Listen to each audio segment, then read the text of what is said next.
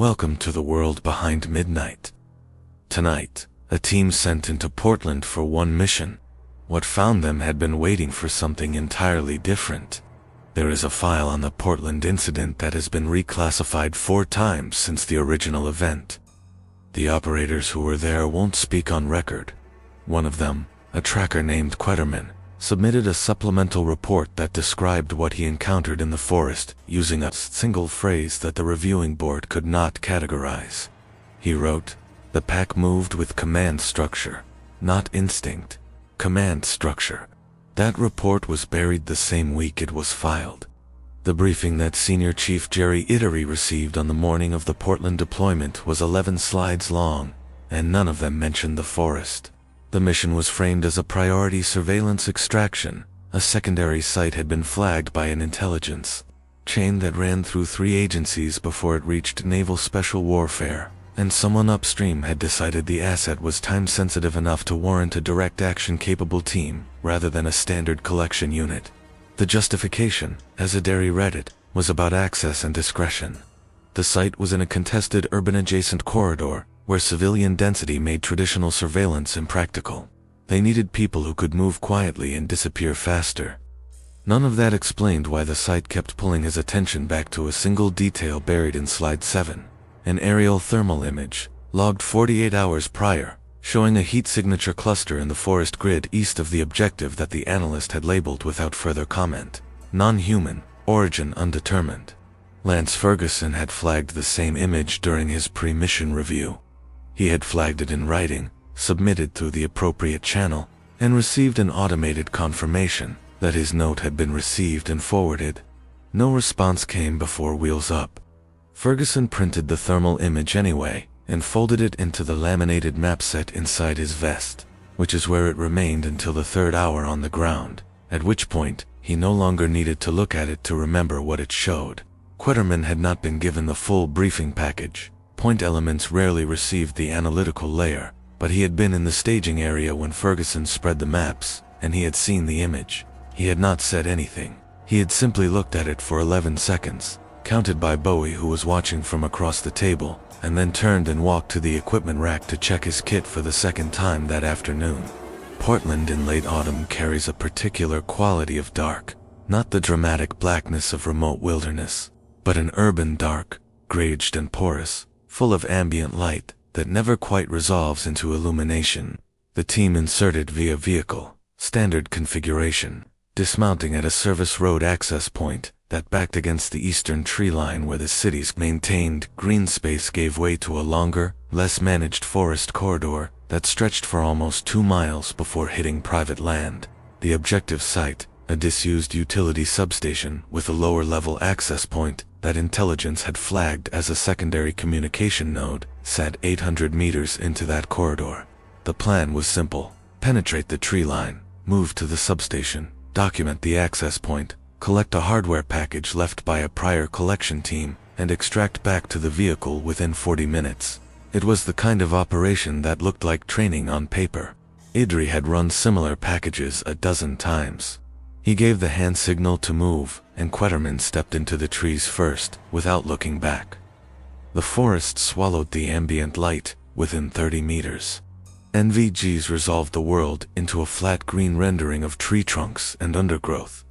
Depth compressed, shadows filled with the particular false certainty of image-intensified vision. Quetterman set the pace at a controlled walk. Too much noise at speed in this undergrowth. Too many snapping branches. Too many contact points. The team moved in good order. Bowie had not made a sound since dismounting. Ferguson was on the secondary radio net, receiving a logistics feed from the support element that remained with the vehicle, and he had his head tilted slightly left the way he always did when he was listening to 2 things simultaneously. Tandy covered the rear, turning her torso at each pause to sweep the 6th position with the same flat efficiency she brought to everything. The forest was quiet in the way that forests at night are quiet, which is to say it was full of sound, but the sound had a structure, a logic, a biological rhythm that a trained operator learns to read as silence because it signals the absence of threat. That rhythm lasted for approximately 200 meters. Then it stopped. Quetterman raised a closed fist, and the column froze. The silence that replaced the forest's ambient sound was not a gradual diminishing, it was a cutoff. As immediate and total as a door closing. No insects, no wind movement through the upper canopy. No distant traffic bleed from the city grid that had been present since insertion. Idari held his position for 6 seconds, counting. He watched Quetterman's head move in short lateral arcs, left, right, up the tracker, reading something in the negative space that the rest of the team was still processing as absence. Then Quetterman turned his head back toward the column without fully turning his body, and Idari saw his mouth form 2 words. No sound, readable in the NVG rendering. Wrong here. Idari passed the signal to hold and crouched. Ferguson pulled the folded thermal image from his vest, without being asked. In the green compression of the NVG environment, the printed image told him nothing new. But he held it anyway, as if the act of holding it was a form of argument. The smell arrived before any visual contact. A dense animal musk layered over something underneath that had no clean biological reference. Something older and less categorizable, like the smell of deep soil disturbed after a long sealed period. Bowie registered it first. Visibly, his nostrils flared, and his head came up, and then the laugh started, low and almost inaudible. The involuntary laugh he made when the situation had crossed a threshold he didn't have language for. Tandy shot him a look that stopped it. Quetterman had not moved from his frozen position at the point, but his right hand had come off his rifle and was held flat and low at his side, palm down, a gesture none of them had been trained to recognize, and none of them had seen him use before. Idari processed it as a hold and listen signal. Later, when he tried to reconstruct the sequence, he would realize it was something else entirely. It was Quetterman telling them, in the only vocabulary available to him in that moment, that whatever was in the forest ahead of them was already aware of them, and had been for some time, and had not moved. The first visual came from Idari's left flank, a disruption in the tree line at a height that the NVG rendered as approximately 8 feet above ground level. A displacement of branches that was too deliberate to be wind, and too large to be a standard animal contact. He turned toward it, and the shape was already gone.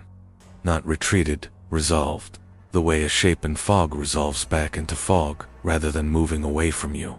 He called a quiet halt on the radio net, and the team collapsed to a tighter formation, backs partially oriented, Quetterman pulling back from the point position to the main element. Ferguson had his encrypted tablet open, and was running a comparative overlay against the original thermal data, his gloved fingers moving in short practiced strokes.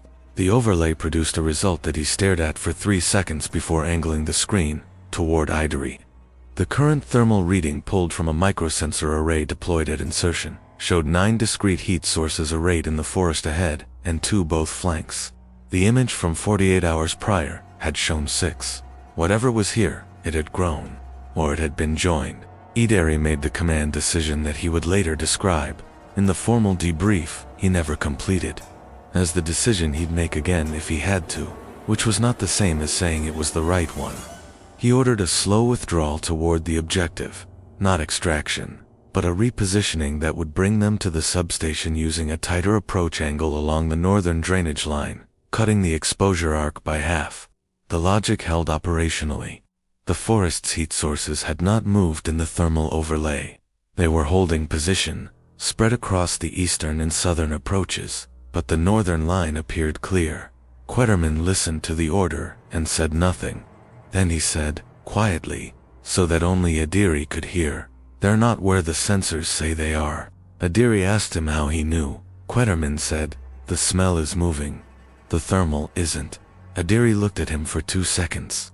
Then he ordered the withdrawal along the northern drainage line anyway, because the alternative was to trust a tracker's nose over calibrated military sensor equipment, and he was not built to make that call. That was the mistake that changed everything. They were 60 meters into the drainage line when the Alpha showed itself. It stepped from behind a Douglas fir with a trunk diameter of approximately 4 feet, which meant that its body had been behind a surface that should have been inadequate cover, and yet it was there. And then it was visible, and the transition between those 2 states had produced no detectable sound. It stood in the drainage cut at its full height, 9 feet plus, the silver-banded shoulders catching the faint scatter of ambient urban light that filtered through the canopy at this point in the corridor. Its head was low, not lowered in submission, lowered in the forward hunting cant, the way the skull was structured to lead, to drive the body forward rather than elevate for surveying. It looked at the team with the amber eyes that Idari would later describe as departmental, the word he chose, and he could not explain why he chose it, and it did not move. The team was frozen in the drainage cut, in varying degrees of combat response. Bowie had his weapon up. Tandy had her weapon up. Quetterman, uniquely, had his weapon down. Not lowered in fear. Down by choice. Deliberately, as if he'd already run the calculation, and arrived at a different conclusion than the rest of them, about what a raised weapon communicated to this specific entity. Ferguson broke the silence on the radio net, a single transmission. Tight and controlled, the voice of someone who had already processed the worst case, and was working the response sequence. Support element. We have non-human contact, multiple heat sources, requesting QRF stand 2. The response from the vehicle came back in 4 seconds. Acknowledged. QRF stand 2. Confirmed threat category. Ferguson opened his mouth to respond, and the Alpha moved, not toward them. It turned its head 90 degrees to the left, a clean, deliberate pivot, like a commander directing attention, and from both sides of the drainage corridor, the flanking members of the pack emerged from positions that the thermal sensors had not shown as occupied, 7 of them, at least. The 8th and 9th heat sources remained unlocked. They came out of the trees not in a rush but in a structured advance, spacing maintained, each animal entering the visible corridor at intervals that prevented any single weapon from covering more than one target at a time. Idari had spent 20 years thinking about human tactical behavior. What he was looking at used the same principles. The pack advanced in a dispersal pattern designed to fragment the team's response geometry, and it had been positioned for this before they arrived, which meant the repositioning along the northern drainage line had not been an escape from the ambush. It had been the route into it.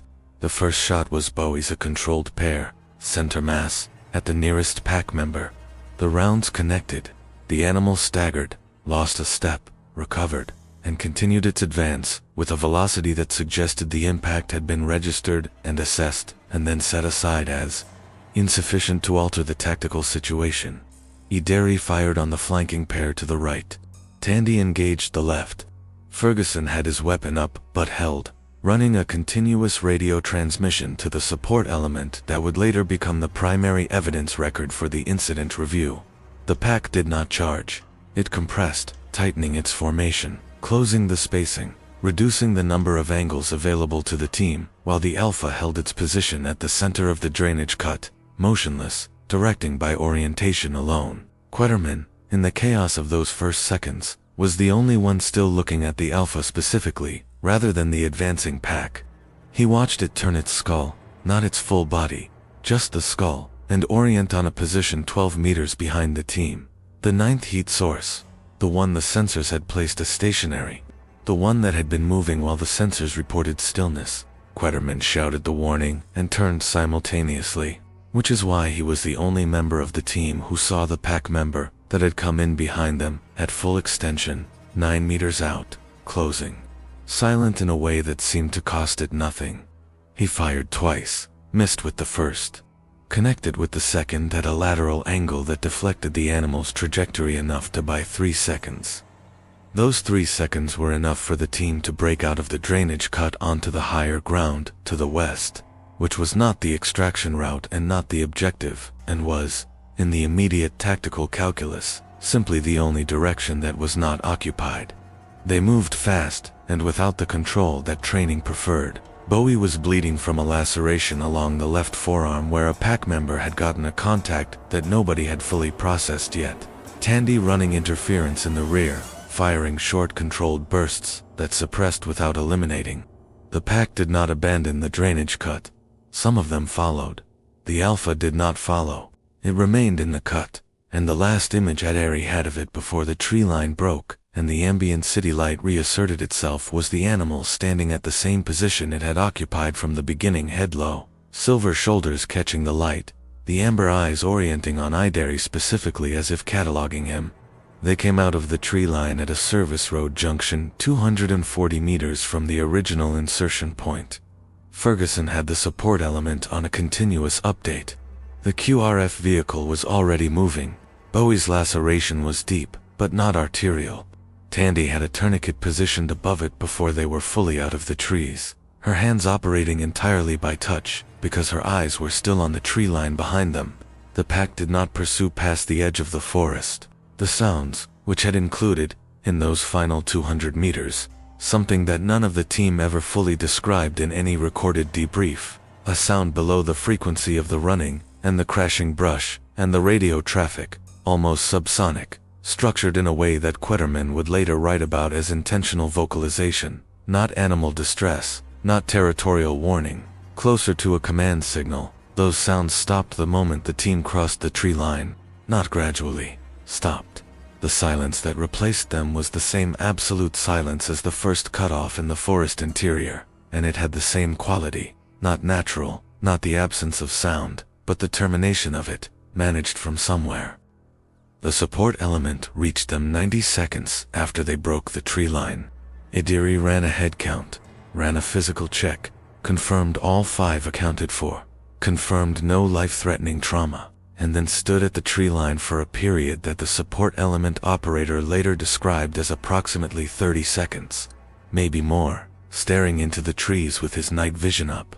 What Eerie was looking at during those 30 seconds was never clarified in any recorded statement.